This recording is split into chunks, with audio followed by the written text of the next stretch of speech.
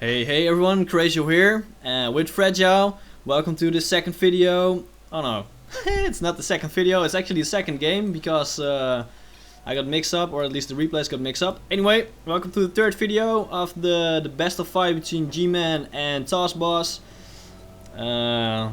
Like previously, they're still friends in the same clan. I am USA. And yeah, Fragile's here as well, like I said. And yeah, hello guys.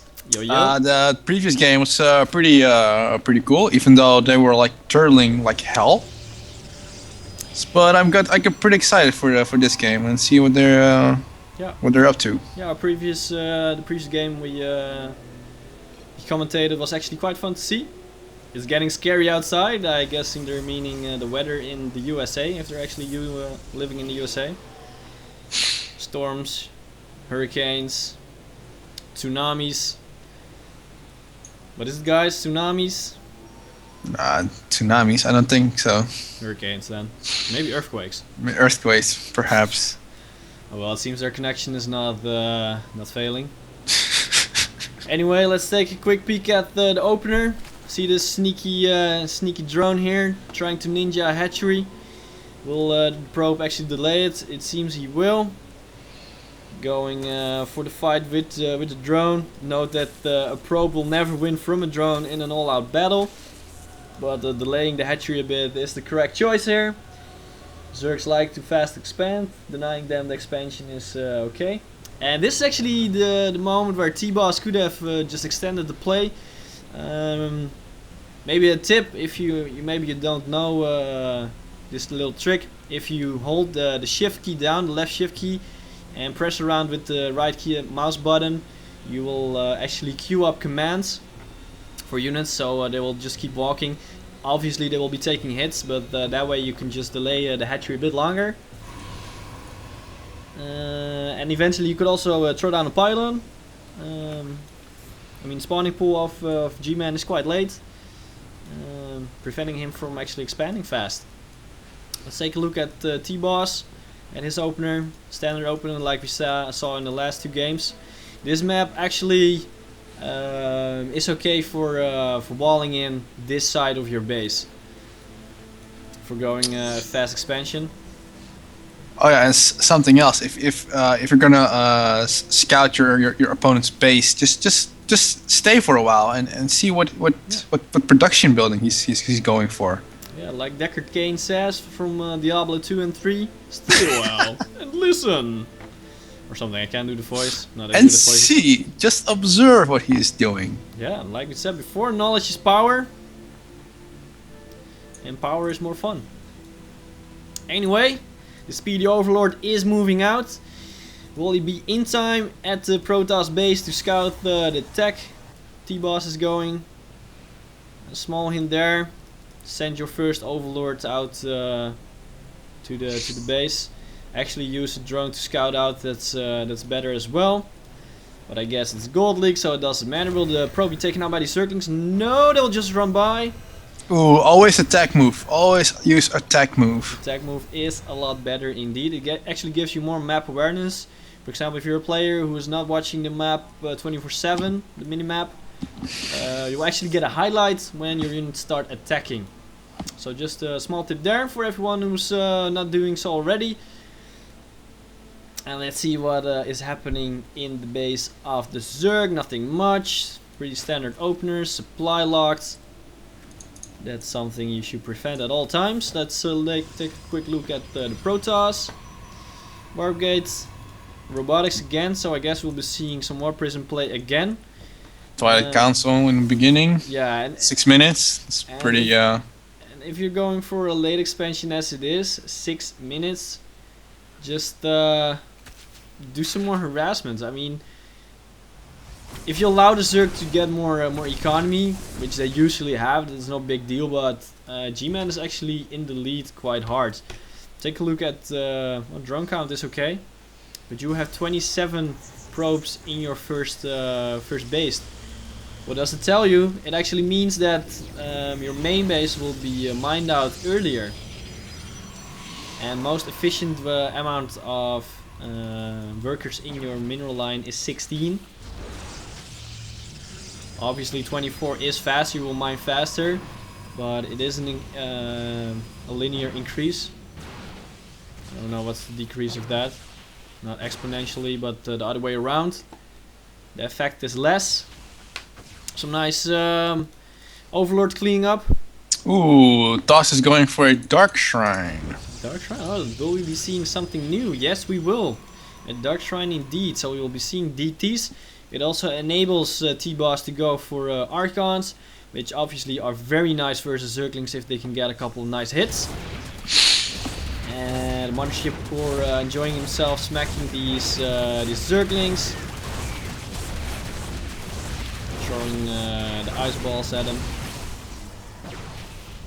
Anyway, I feel like the loss of these Zerglings is quite a waste. But again, G-Man is on a lot of minerals. And I actually think T-Boss, that's something we saw in the last games as well. The timings of his expansions aren't that great. You could have done them earlier. G-Man isn't that aggressive. For example, if you take this expansion as well, you could actually build some gateways here to wall off this, and you can just place your units here. And something else, if you actually would start with a walling off here at your natural, you can actually block the path to your natural off with what's it called, a zealot, similar to how you wall off your main base.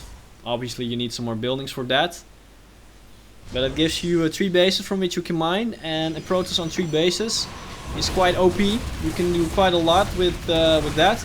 A small Zergling attack, putting T-Boss on some pressure. Where's the Foden overcharge? Too late, should have done it right away when there were still units to defend the natural. The overcharge taking out some extra units though. Oh wow, nice. you almost could destroy the Protoss base. Yep. And we have a DT drop at the natural of G-Man, taking out the Queen, taking out multiple drones. Is it the wise thing to go for the hatchery? Yes, it is. 3 overseers on the way already, so these DTs will be seen anytime now. I actually think it's better to pull back these units because overseers are quite fast for building. Yeah, and I guess it's the end of the Darkseers. In my opinion, it would have been better if you at least escaped with 4 of them. You could probably escape with all of them because Dark Templars walk faster than unupgraded, what's already called? Roaches, but I guess they're upgraded. Yep, 3 speed. Anyway, that was not that efficient in my opinion because G-Man already has a 3rd expansion. Some more drones doing nothing like we saw in the first game. That's something you definitely have to work on. I like it how the warp prism is still just hanging there. I mean, Yeah. if GnarWallMan is gonna attack, you can just warp in more units. Yup. And we have a sneaky DT here trying to take out the hatchery. We will be able to force the like cancel. this, yeah, exactly. Now he has to go all the way back. This is actually quite a big deal for T-Boss. This is quite a big victory. G-Man is actually forced to pull back his units. In my opinion, the superior army than the Protoss army. There is the cancel. Obviously the what's it called, Dark Templar is lost, but hey, quite a victory there. Why? Because these drones are not harvesting as much as they can or could if the hatchery was up at the natural. And the sad thing is that T-Boss actually has crap macro. You would expect with the hits he did with the Warp Prism, he could have done, he actually delayed the Zerg quite a bit. And it would have given him the opportunity to actually go for a 3rd expansion or maybe even a hidden 4th expansion here. And the drone count or the probe count could have been higher. Yep, have to agree with David. You focused too much on your harassment. And the macro is terrible. That's 100% true. Archon on the way. That's nice to clean up. Well, only 3 circlings. In my opinion, Archons are not that good versus Roaches. Because they're a bit too big. So the splash damage does less.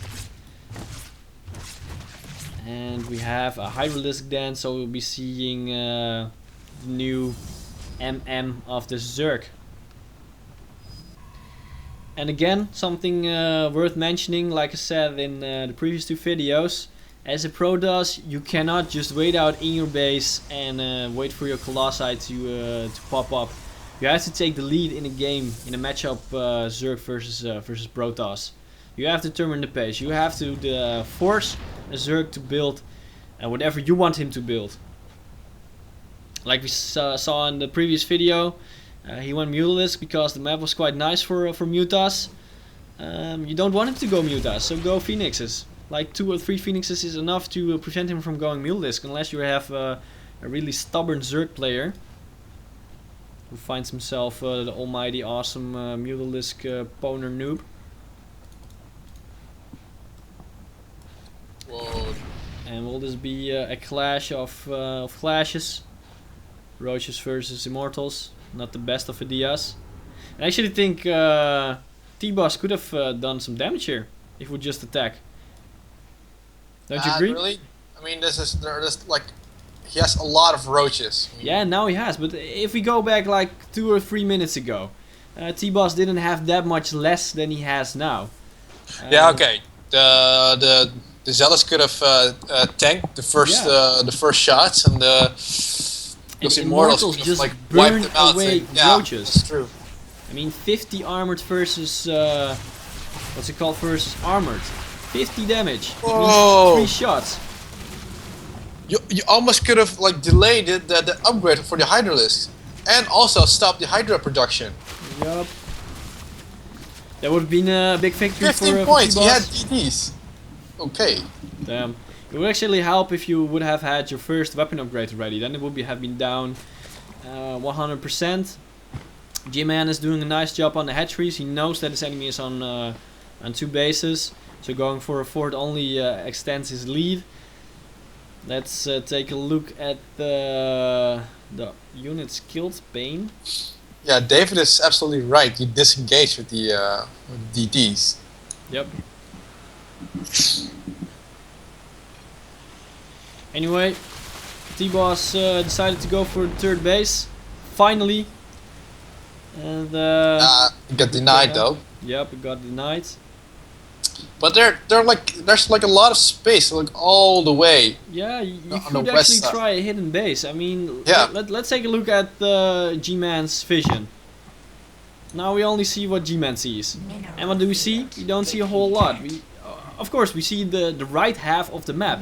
He explored that. But he didn't explore the left side. You could have actually had like 3 hidden bases here, maybe even 4. So that's that might be a viable option if you play on this map again versus a Zerg who isn't actually that active. And Yeah, if you're gonna turtle, just try to expand at least. yeah. And what setup you're facing as a Protoss, if you face a setup like this, Hydralisks and Roaches, go for some sentries. Sentries are very OP with the force fields. You can actually trap a couple, you can actually exclude a couple from going in or out, preventing them from retreating. That's all quite OP. Whoa! Whoa! Oh, big pro blast there. Great victory for G-Man, especially when he's already in the lead with resources. Again, he's hovering on a lot of resources. Actually, his supply is quite okay now. The supply of TossBoss is actually disappointing. However, he has 4 bases. At least the 4th one is on the way, halfway through. And yeah, I actually think with the 2 Colossi you have now, you should have forced an engagement of your choosing. It would have been better if you choose an A head-to-head fight with a Zerg with your army. yeah. I think could have done a lot of damage. Yeah, I mean, there are the Immortals to burn down the Roaches. Roaches are the first thing, let's say they were first in line because of the range.